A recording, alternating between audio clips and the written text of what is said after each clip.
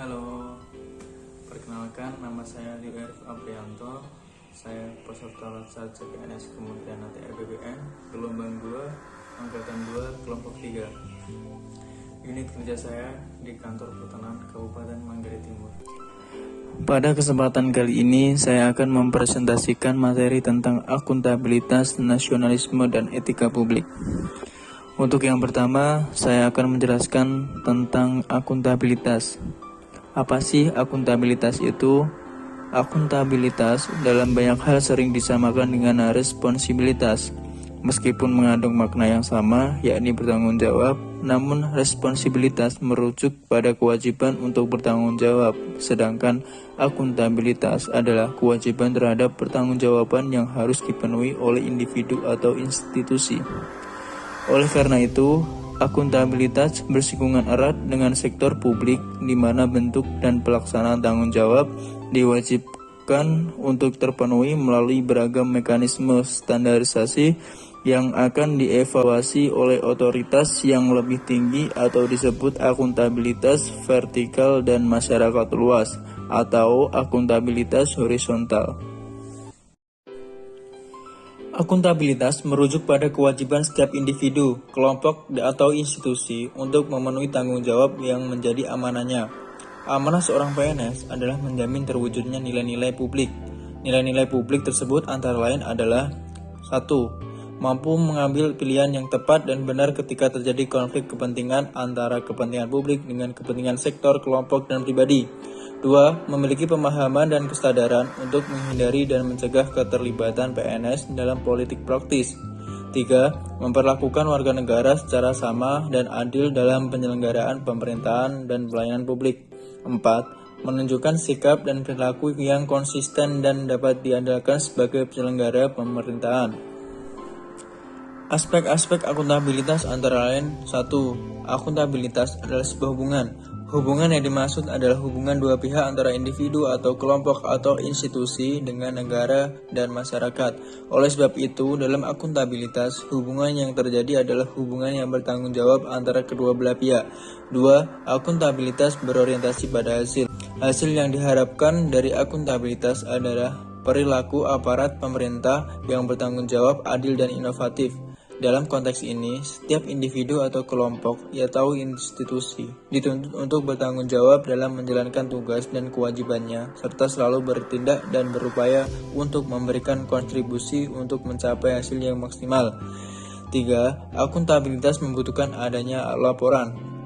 Laporan kinerja adalah perwujudan dari akuntabilitas. Dengan memberikan laporan kinerja berarti mampu menjelaskan terhadap tindakan dan hasil yang telah dicapai oleh individu atau kelompok atau institusi, serta mampu memberikan bukti nyata dari hasil dan proses yang telah dilakukan. 4. Akuntabilitas memerlukan konsekuensi.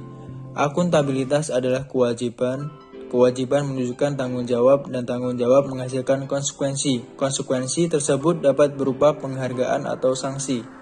5. Akuntabilitas memperbaiki kinerja. Tujuan utama dari akuntabilitas adalah untuk memperbaiki kinerja PNS dalam memberikan pelayanan kepada masyarakat. Dalam hal ini, proses setiap individu atau kelompok atau institusi akan diminta pertanggungjawaban secara aktif yang terlibat dalam proses evaluasi dan berfokus peningkatan kinerja. Akuntabilitas publik memiliki 3 fungsi utama, yaitu 1. Untuk menyediakan kontrol demokratis atau peran demokrasi. 2. Untuk mencegah korupsi dan penyalahgunaan kekuasaan atau peran konstitusional. 3. Untuk meningkatkan efisiensi dan efektivitas atau peran belajar. Akuntabilitas publik terdiri atas 2 macam, yaitu akuntabilitas vertikal dan akuntabilitas horizontal. Akuntabilitas vertikal adalah pertanggungjawaban atas pengelolaan dana kepada otoritas yang lebih tinggi, misalnya pertanggungjawaban unit-unit kerja dinas kepada pemerintah daerah, kemudian pemerintah daerah kepada pemerintah pusat kepada MPR. Akuntabilitas horizontal adalah pertanggungjawaban kepada masyarakat luas. Akuntabilitas ini membutuhkan pejabat pemerintah untuk melaporkan ke samping kepada para pejabat lainnya dan lembaga negara. Contohnya adalah lembaga pemilihan umum yang independen, Komisi Pemberantasan Korupsi, dan Komisi Investigasi Legislatif. Akuntabilitas memiliki 5 tingkatan yang berbeda, yaitu: pertama, akuntabilitas personal. Akuntabilitas personal mengacu pada nilai-nilai yang ada pada diri seseorang seperti kejujuran, integritas, moral, dan etika. Kedua, akuntabilitas individu. Akuntabilitas individu mengacu pada hubungan antara individu dan lingkungan kerjanya, yaitu antara PNS dengan instansinya sebagai pemberi kewenangan. Ketiga, akuntabilitas kelompok. Kinerja sebuah institusi biasanya dilakukan atas kerjasama kelompok. Dalam hal ini tidak ada istilah saya, tetapi yang ada adalah kami. Keempat, akuntabilitas organisasi. Mengacu pada hasil pelaporan kinerja yang telah dicapai, baik pelaporan yang dilakukan oleh individu terhadap organisasi atau institusi maupun kinerja organisasi kepada stakeholder lainnya. Kelima, akuntabilitas stakeholder. Stakeholder yang dimaksud adalah masyarakat umum, pengguna layanan dan pembayaran pajak yang memberikan masukan, saran, dan kritik terhadap kinerjanya. Jadi, akuntabilitas stakeholder adalah tanggung jawab organisasi pemerintah untuk mewujudkan pelayanan dan kinerja yang adil, responsif, dan bermartabat.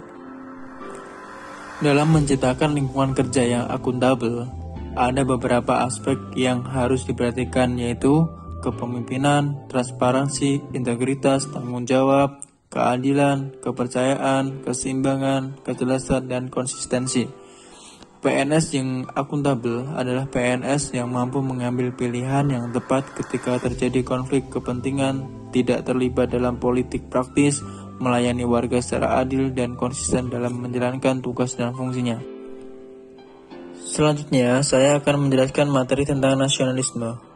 Nasionalisme adalah suatu sikap politik dari masyarakat suatu bangsa yang mempunyai kesamaan kebudayaan dan wilayah serta kesamaan cita-cita dan tujuan. Dengan itu, masyarakat suatu bangsa akan merasakan adanya kesetiaan yang mendalam kepada bangsa itu tersendiri. Prinsip nasionalisme: hasrat untuk mencapai kesatuan, hasrat untuk mencapai kemerdekaan, hasrat untuk mencapai keaslian, hasrat untuk mencapai kehormatan bangsa. Berikut merupakan penjelasan dari butir Pancasila. Sila pertama, ketuhanan yang Maha Esa. Sebagai bangsa yang beragama, hasil yang ingin dicapai adalah bias membedakan mana yang baik dan buruk, serta dapat membedakan mana yang halal dan mana yang haram. Implementasinya berupa percaya dan bertakwa kepada Tuhan yang Maha Esa, saling menghormati dan bekerja sama antar pemeluk agama, serta kebebasan beribadah sesuai agamanya masing-masing. Sila kedua, kemanusiaan yang adil dan beradab. Sebagai bangsa yang menghormati hak asasi manusia, hasil yang ingin dicapai adalah berlaku adil dan menghormati hak orang lain. Sila ketiga, persatuan Indonesia. Sebagai bangsa yang cinta tanah air, hasil yang ingin dicapai adalah siap membela negara, kehormatan bangsa, dan siap sedia menjaga kesatuan dan persatuan bangsa atas dasar Bhinneka Tunggal Ika. Implementasinya berupa rela berkorban untuk kepentingan negara, cinta dan bangga terhadap negara Indonesia, memelihara ketertiban dunia, serta menjunjung tinggi kehormatan bangsa dan negara. Sila keempat, kerakyatan yang dipimpin oleh hikmat kebijaksanaan dalam permusyawaratan perwakilan. Sebagai bangsa yang demokratis, hasil yang ingin dicapai adalah tidak mau menang sendiri, tidak egois, tidak menghalalkan segala cara, dan tidak merugikan orang lain. Implementasinya adalah musyawarah dan mufakat untuk menyelesaikan masalah, mendengarkan pendapat orang lain, bersikap positif, bertanggung jawab, dan kebebasan berpendapat. Sila kelima, keadilan sosial bagi seluruh rakyat Indonesia. Sebagai bangsa yang menjunjung tinggi kebersamaan, hasil yang ingin dicapai adalah tidak mementingkan diri sendiri, kelompok, atau golongan, dan peduli terhadap masalah orang lain. Implementasinya adalah gotong royong, tidak serakah, saling membantu, dan adil terhadap sesama. Terakhir, saya akan menjelaskan tentang etika publik.